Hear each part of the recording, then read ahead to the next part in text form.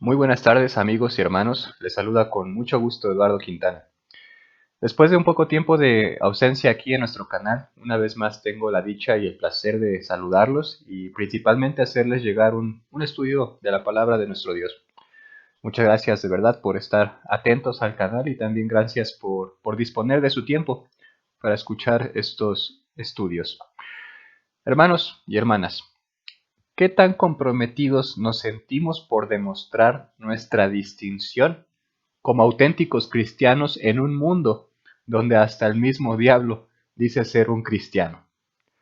En el libro de Hechos, capítulo 11 y versículo 26, leemos por primera vez el nombre por el cual el pueblo de Dios sería identificado. El texto nos dice, vamos para allá, a Hechos capítulo 11 y verso 26.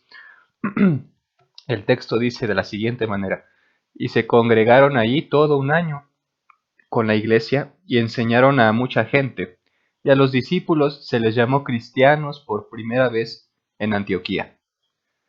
Es importante aclarar que este nombre, sí, es decir, el nombre cristiano, no fue designado por los hombres, sino que Dios mismo mandó a que su pueblo usara este título, cristiano. Cuando leemos en este texto la frase "se les llamó", en el texto original griego leemos el término krematizo, el cual hace referencia a un llamamiento divino o un llamamiento inspirado. En contraste, encontramos la palabra griega kaleo, que significa un llamamiento humano. Por ejemplo, en Mateo capítulo 2 y verso 23, dice aquí la escritura. Mateo 2:23, y vino y habitó en la ciudad que se llama Nazaret, para que se cumpliese lo que fue dicho por los profetas, que habría de ser llamado Nazareno. Esa palabra ahí llamado es kaleo, que significa un llamamiento humano. Así que podemos apreciar en base a esto que el título cristiano amplifica más su especialidad, pues es un nombre que el Creador mismo, que Dios mismo, designó a su pueblo y no los hombres. Así que quede claro eso, hermanos. El nombre cristiano fue designado por nuestro mismo Dios, no por otra persona o por otra autoridad, sino que es un nombre que también es inspirado, el nombre cristiano. Muy lamentablemente, la identidad de este hermoso y único título cristiano se ha distorsionado a causa de quienes han pervertido la identidad del verdadero cristianismo. Son cantidades de personas las que se identifican como cristianos, pero viven vidas en concupiscencias y pecados, estando por completo alejados y extraviados del cristianismo auténtico. Reconociendo esta realidad y este enorme problema, hermanos, porque eso es un enorme problema, hermano y hermana, les vuelvo a preguntar, ¿qué tan preocupados nos sentimos por distinguirnos como verdaderos cristianos? La palabra distinción se define según la Real Academia Española como diferencia por la cual una cosa no es otra o no es semejante a otra. Una vez más, la definición de esta palabra es diferencia por la cual una cosa no es otra o no es semejante a otra. Así que, según el significado de la palabra distinción, nuestro cristianismo, hermanos, debería ser tan fiel y leal que incluso ni siquiera debería existir un punto de comparación entre nosotros como verdaderos cristianos y los que se dicen serlo, pero no lo son. No debe haber semejanza, ni siquiera deberíamos ser semejantes, hermanos, en nuestra manera de vivir, según Cristo nos dice que vivamos, y la manera de vivir según el mundo. Identifique el problema, hermanos, es lo que quiero que lo identifique, realmente es un problema. Si no nos esforzamos, hermanos, por distinguirnos de los que viven un cristianismo artificial o un cristianismo falso, básicamente estamos dirigiendo nuestra alma y la de muchas personas a un destino en perdición. Somos responsables por mostrar la verdadera identidad de un seguidor de Cristo. Entonces, mis queridos hermanos, vamos a preguntarnos, cuáles son algunos de los muchos factores que nos hacen proyectar un cristianismo verdadero. Indiscutiblemente, nuestra adoración, hermanos, es de lo primero que quiero hablar, la adoración. Nuestra adoración es algo que puede mostrar un verdadero cristianismo. Actualmente, y aún en tiempos antiguos, miles de grupos religiosos se han zafado del estándar puesto por nuestro Dios para adorarlo.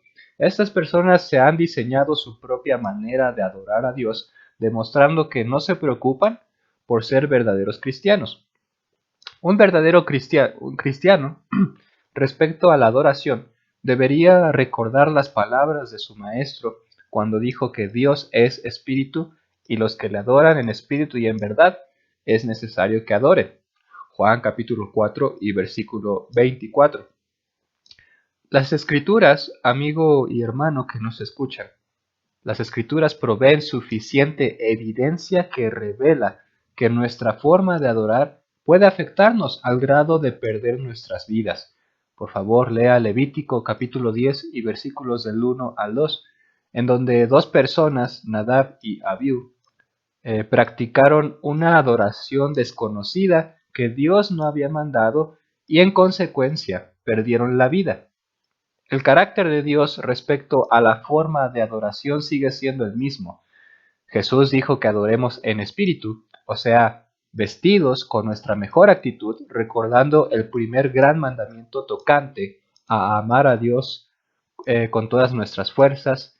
Y luego Jesús añade, y en verdad, adorar en espíritu y en verdad. Cuando Jesús dice y en verdad, esto significa adorar a Dios como su palabra establece que lo hagamos. Recordemos, hermanos, que su palabra es la verdad. Juan capítulo 17 y verso 17. Santifícalos en tu verdad, tu palabra es verdad. Así dijo Jesús. He platicado, hermanos, con personas que dicen ser cristianos, entre comillas, que sin temor me han dicho, así me lo han dicho, créame, muchos me dicen, uno puede adorar a Dios como le plazca. Y tal vez usted se ha encontrado con personas que piensan lo mismo. Uno puede adorar a Dios como le plazca, o podemos adorarle como nosotros pensemos que es correcto. Podemos fácilmente, hermanos, descartar a este tipo de personas como verdaderos cristianos. Simplemente no lo son. Una persona que piense que uno puede adorar a Dios como le plazca, simplemente no es un cristiano que esté reconociendo la autoridad de su Cristo. Si algún día visitas a una iglesia que adora a Dios como la iglesia que apreciamos en el Nuevo Testamento lo hacía, puedes tener la primera evidencia que establece que ahí hay verdaderos cristianos. En contraste, si acudes a una iglesia que adora según sus propias normas, haciendo de su adoración algo por completo ajeno a lo que Dios nos pide en su palabra, cultos de locura y de total desorden, puedes tener la primera evidencia que establece que ahí no hay cristianos, no los hay. Distingamos nuestra verdadera adoración, hermanos, para entonces distinguirnos como verdaderos cristianos. Ahora, mis queridos hermanos, podemos meditar en el punto favorito de todos ustedes, que también, sin lugar a duda, establece si uno es o no es un cristiano. Nuestro conocimiento bíblico. Punto número 2, hermanos, algo que establece nuestro cristianismo y nos distingue de los que son falsos, es nuestro conocimiento bíblico.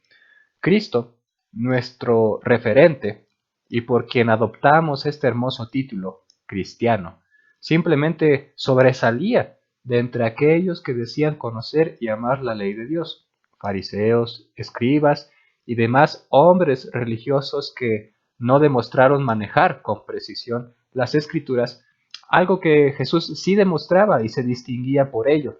Por favor, lea conmigo Marcos, Marcos capítulo 1 y versículo 22. Vamos a leer Marcos capítulo 1 y versículo 22. El texto dice, y se admiraban, es decir, la audiencia que miraba a Jesús, se admiraban de su doctrina, es decir, de su enseñanza, porque les enseñaba como quien tiene autoridad y no como los escribas. Existen otras porciones bíblicas, hermanos, en donde los enemigos de Cristo le tentaban para mostrar alguna contradicción suya, que revelara a la gente que él, Jesús, no conocía la ley y que no la cumplía. Sin embargo, una y otra vez Jesús demostraba interpretar la ley y manejarla con una precisión efectiva y perfecta. Hermanos, yo entiendo que muchos de nosotros somos lentos de aprender y yo soy el primero en reconocerlo, pero aquí lo que nos distingue no es quién es el más inteligente en términos bíblicos, sino más bien quién se esfuerza más por analizar y escudriñar la Biblia. ¿Cuánto amor tiene usted por la palabra de Dios? En Jeremías capítulo 15 y versículo 16 encontramos cómo este siervo del Señor se deleitaba en las palabras de Dios. Sí, él, Jeremías, se deleitaba en las palabras de Dios y encontraba enorme gozo, según el texto. Entonces, seguramente siempre Jeremías estaba buscando espacios en sus días para estudiar la palabra, para memorizarla, para aplicarla y sobre todo para predicarla. A esto me refiero, hermanos, cuando digo que debemos distinguirnos por saber la palabra de Dios, porque si uno ama la palabra de Dios, si uno encuentra gozo en la escritura, ineludiblemente o automáticamente el resultado será que la conoceremos. Segunda de Pedro capítulo 3 y versículo 18, un texto que todos nosotros conocemos, dice aquí la palabra segunda de Pedro 3:18, antes bien, creced en la gracia y el conocimiento de nuestro Señor y Salvador Jesucristo. A Él sea gloria ahora y hasta el día de la eternidad. Aquí Pedro, por inspiración, nos envía un mensaje en general y no en específico. ¿A qué me refiero con esto? Me refiero a que no deberíamos pensar que esto habla a los predicadores nada más o a los pastores, sino a la totalidad de la membresía, a todos aquellos que se dicen ser cristianos auténticos y que se distinguen por su conocimiento de la palabra. A estos está hablando Pedro, creced continuamente en el conocimiento de la palabra. El cristiano debe estar por completo familiarizado con las palabras de Dios, primera de Pedro 4:11, ¿verdad? Y no solo eso, sino también trazar con precisión esa palabra, es decir, interpretarla adecuadamente. Así que uno no solamente debe saber la Biblia o conocer dónde están los textos que queremos, sino también trazarlos o manejarlos, interpretarlos como debe de ser. Segunda de Timoteo, vaya para allá por favor a Segunda de Timoteo, capítulo 2 y versículo 15. Segunda de Timoteo, capítulo 2 y verso 15, dice la escritura, procura con diligencia presentarte a Dios aprobado, como obrero que no tiene de qué avergonzarse, que usa bien la palabra de verdad, que usa bien la palabra de verdad. Esa frase, que usa bien, en este texto que acabamos de leer, viene del griego ortedomeo. Esa es la palabra en griego, ortedomeo, que significa un corte derecho. Un corte derecho, así como cuando uno está cortando algo, una hoja o un pedazo de tabla de madera, uno debe cortarlo de manera derecha, no chueca o no en zigzag. La Biblia de las Américas me gusta más cómo lo expresa. La Biblia de las Américas lo expresa como que maneja con precisión la palabra de verdad. Lo que se infiere aquí, hermanos, en este texto es que si nosotros debemos interpretar bien la Biblia, entonces también uno la puede malinterpretar. Esto es algo que se puede deducir de este texto, que esto obviamente no es lo que un cristiano debe hacer. Hermano, tenemos una labor apologética y hermenéutica por delante. Es decir, debemos esforzarnos, hermanos, por aprender a saber cómo defender la palabra y aparte también debemos aprender a saber cómo interpretarla. No debemos nunca conformarnos con lo que sabemos. Antes bien, crezcamos continuamente en el conocimiento de la palabra, como acabamos de leer hace un momento. Estúdiela, analícela con una lupa espiritual, hermanos. Predíquela, enséñela a sus hijos, haga que sus hijos comiencen a memorizar, hermanos, y memorice con ellos, memorice con su esposa, memorice con su esposo. Jesús decía, el que tiene oídos para oír, oiga, ¿verdad?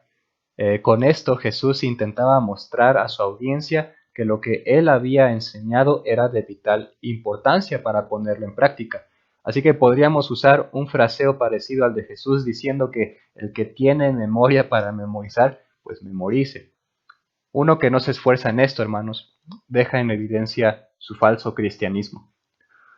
Procedamos a hablar de nuestro tercer punto, un factor bien importante, hermanos, que define también nuestro cristianismo verdadero, es nuestro vocabulario, nuestra manera de emplear nuestras palabras. Verdaderamente, hermanos, créame, nuestro mal uso de la lengua fractura nuestro cristianismo, dejando en evidencia que realmente no lo somos. No somos cristianos cuando empleamos nuestra lengua para mal. Escuché de una mujer que en su camino por la carretera, ella por alguna razón se molestó a tal grado que comenzó a emplear un lenguaje inadecuado. Lo más sorprendente es que esta mujer supuestamente era cristiana, imagínese. Y de verdad este problema prevalece en muchos de los que se identifican como cristianos. Veamos qué tiene que decirnos Dios al respecto. Vaya por favor ahora a Santiago. Santiago capítulo 3, este capítulo en donde Santiago dedica todo este capítulo a la lengua, un tema bien importante. Santiago capítulo 3 y versículo 4 en adelante. Santiago 3 del 4 en adelante dice de la siguiente manera: mirad también las naves, aunque tan grandes y llevadas de impetuosos vientos, son gobernadas con un muy pequeño timón por donde el que las gobierna quiere. Así también la lengua es un miembro pequeño, pero se jacta de grandes cosas. He aquí cuán grande bosque enciende un pequeño fuego. Y la lengua es un fuego, un mundo de maldad. La lengua está puesta entre nuestros miembros y contamina todo el cuerpo e inflama la rueda de la creación. Y ella misma es inflamada por el infierno, porque toda naturaleza de bestias y de aves y de serpientes y de seres del mar se doma y ha sido domada por la naturaleza humana, pero ningún hombre puede domar la lengua, que es un mal que no puede ser refrenado, llena de veneno mortal. Con ella bendecimos al Dios y Padre, y con ella maldecimos a los hombres, que están hechos a la semejanza de Dios. Escucha el versículo 10. De una misma boca proceden bendición y maldición. Hermanos míos, esto no debe ser así. ¿Acaso alguna fuente hecha por una misma abertura agua dulce y amarga? Hermanos míos, ¿puede acaso la higuera producir aceitunas o la vid higos? Así también ninguna fuente puede dar agua salada y dulce. Y me quedo un poco en el verso 10, hermanos, donde Santiago expone la incongruencia que existe en un cristiano cuando utiliza su boca para bendecir a Dios y al mismo tiempo para dañar verbalmente a los hombres. Después Santiago cuestiona a sus lectores diciendo en el versículo 11, ¿acaso alguna fuente hecha por una misma abertura agua dulce y amarga? Llevemos a la mente, hermanos, la pregunta de Santiago y reflexionemos. ¿Cuándo hemos visto tal cosa? Sería una locura. ¿Alguna fuente en donde brote dos tipos de agua al mismo tiempo, amarga y dulce? Simplemente no es posible. O árboles dando frutos que no son según su género. Es imposible.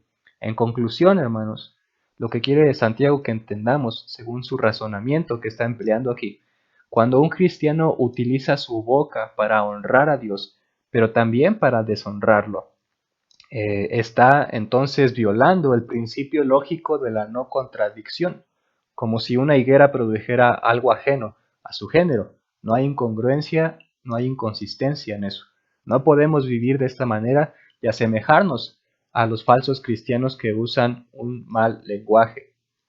Y no me refiero solo a groserías, porque a veces escuchamos este tema y rápidamente en nuestra mente asemeja esto con las groserías, y pues también caben, pero no solamente eso, sino a todo lo que se usa para corromper y degradar, hermanos. Las mentiras, el chisme, la difamación, la murmuración, la egolatría, las intenciones de humillar a la gente, las intenciones de reflejar superioridad, etcétera, etcétera, etcétera. Pablo dijo a los cristianos en Éfeso y a todo cristiano en el mundo, si quiere leer en casa Efesios 4:29, en donde Pablo dice, ninguna palabra corrompida salga de vuestra boca, ninguna. O sea, ¿cuántas palabras, podemos hacer la pregunta, cuántas palabras nos son permitidas expresar o decir, al menos cuando estamos enojados o frustrados? Pues ninguna, hermanos. Ninguna palabra corrompida salga de vuestra boca, sino la que sea buena para edificar, para la necesaria edificación, a fin de dar gracia a los oyentes. Meditemos ahora en nuestras actitudes, como este punto, hermanos, también es muy importante. La palabra actitud se define como disposición de ánimo manifestada de algún modo. Disposición de ánimo manifestada de algún modo.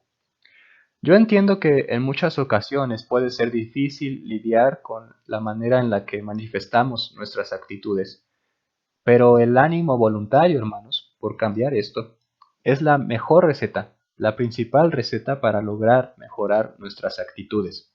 Si no tenemos esa disposición por cambiar nuestras actitudes, pues podría ser que ni siquiera pensemos en hacerlo. Pero si uno tiene esa buena disposición, ese buen ánimo, seguramente podrá lograrlo con la ayuda de Dios y de su palabra. Estamos día a día estamos sujetos a situaciones que nos acorralan para inclinarnos a ser explosivos, poco cordiales, nada amigables, déspotas y demás y demás y demás.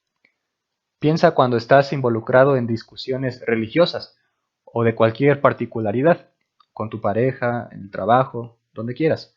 Pero a veces las cosas se ponen acaloradas y es ahí en donde la carnalidad puede empezar a manifestarse, donde quiere empezar a brotar nuestra carnalidad de muchas maneras. Primera de Pedro, capítulo 3 y verso 15, particularmente ese es un texto que me agrada bastante. Primera de Pedro, capítulo 3 y verso 15, dice la palabra de Dios. Sino santificad a Dios el Señor en vuestros corazones, y estad siempre preparados para presentar defensa con mansedumbre y reverencia ante todo aquel que os demande razón de la esperanza que hay en vosotros. Como dije, hermanos, este texto forma parte de mi repertorio de textos favoritos porque habla de nuestras obligaciones como cristianos, la cual es una de nuestras obligaciones como cristianos, la cual es presentar defensa de lo que creemos. Pero al mismo tiempo el Espíritu Santo no olvidó mencionar lo importantísimo que es hacerlo con mansedumbre y reverencia. A veces hay personas que pues presentan defensa de lo que creen, pero lo hacen con una actitud por completo alejada de lo que Dios quiere. Es necesario hacerlo sin olvidar llevarlo de la mano con estas actitudes, con mansedumbre y reverencia, siempre, siempre manifestando esa buena actitud que nos distingue como verdaderos cristianos. La palabra mansedumbre, la Biblia la utiliza para referirse a la virtud de moderar o controlar los impulsos emocionales y los efectos desordenados de estos mismos. Por ejemplo, cuando uno se enoja, ¿verdad? Pues el enojo en muchas ocasiones, aunque el enojo no es malo, Jesús mismo se enojó, hay un enojo santo, es lo que hay que entender, pero en muchas ocasiones el enojo nos inclina a efectos desordenados y eso es lo que Dios no quiere. He escuchado de hombres, hermanos, que en medio de debates han querido hasta golpear a sus oponentes o han querido ofenderlos o humillarlos. Es momento de arrepentirnos de estas actitudes si prevalecen en nosotros, hermanos. Es momento de arrepentirnos. Y recuerde, la palabra arrepentimiento tiene una connotación súper profunda, la cual es cambiar de parecer, cambiar nuestra mente, nuestro corazón, hermanos. Y es momento de arrepentirnos de esto. Si es que en nuestras discusiones queremos ser ególatras, queremos ser soberbios, queremos humillar, queremos ofender, es momento de arrepentirnos y de empezar a proyectar no solo en discusiones religiosas, sino en todo momento, en el trabajo, en la escuela, en el tránsito vehicular, en nuestros hogares, con nuestra pareja, con nuestros hijos y demás personas, debemos dejar esas actitudes y comenzar, hermanos, a proyectar la actitud que mora en un cristiano verdadero. Este tema es amplio, hermano, muy, muy amplio, ¿verdad? Podríamos hablar de la distinción que debemos ejercer como iglesia en medio de tantas que son falsas. Podríamos hablar de la distinción en un matrimonio cristiano y uno no cristiano, la distinción que tienen nuestros hijos disciplinados en el cristianismo con los que no reciben esa formación desde pequeños. ¿Cómo nos distinguimos en redes sociales, por ejemplo? Ya que ahora esto para muchos forma parte de nuestra imagen, las redes sociales. ¿Cómo nos distinguimos ahí, hermanos? Y bueno, podríamos pasarnos hablando de esto hasta la medianoche, pero espero que esto nos haga entender la seria importancia de nuestra distinción en esta vida. Quiero aclarar, hermanos y amigos, que no hablo como si esto nos hiciera superiores, sino que de esta manera cumplimos con lo que Cristo nos dice en su palabra. Mateo capítulo 5, del versículos 14 al 16, la palabra de Dios dice: vosotros sois la luz del mundo, una ciudad asentada sobre un monte no se puede esconder, ni se enciende una luz y se pone debajo de un almud, sino sobre el candelero, y alumbra a todos los que están en casa. Así alumbre vuestra luz delante de los hombres, para que vean vuestras buenas obras y glorifiquen a vuestro Padre que está en los cielos. De verdad, el mundo, hermanos y amigos, está plagado de falsos cristianos. Y esto es un fenómeno que, querramos o no, pues nos afecta. ¿Por qué? Porque nos afecta a aquellos que nos queremos esforzar por ser un cristiano verdadero. Muchas personas desacreditan la palabra de un cristiano por haber recibido pésimos ejemplos de los que se dicen ser pero no lo son. Por lo tanto, mis queridos hermanos y hermanas, nosotros somos responsables por seguir fielmente las pisadas del Maestro y revelar al mundo, en base a nuestra forma de vivir, el verdadero cristianismo. Hermano y hermana, distingamos nuestro cristianismo.